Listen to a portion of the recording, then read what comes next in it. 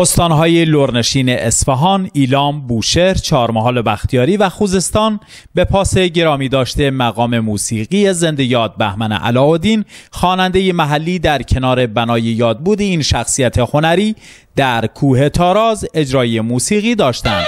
کوه تاراز گیری بسا ددا بسا دنامو یورد مرد که اجل شا بیایینم زبدات ما برده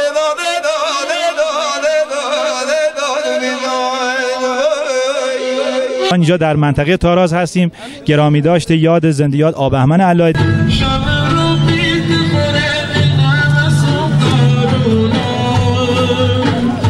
قوم بختیاری و دیگر اقوام ایرانی در این مکان جمع شدند تا در این روز گرامی بدارند یاد این استاد ارجمند، استاد مسعود بختیاری بهمن علاءالدین را.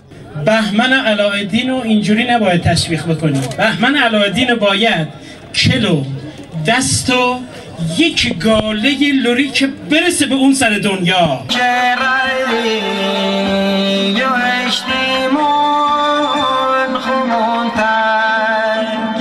آقای علاءالدین پیوند دهنده سنت ها، آیین های کهن ما با دنیای مدرنیته امروزی و سه نسل 4 نسل سنی و تاریخی ما را، آوازی ما را ایشون رقم زد.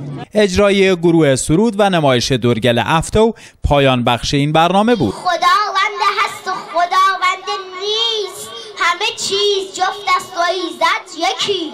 اینجا منطقه گردشگری تاراز، حد فاصل استان خوزستان و استان چهارمحال بختیاری است. تحماس بخیری، خبرگزاری صدا و سیما، شهرستان کوهرنگ، بخش بازفت.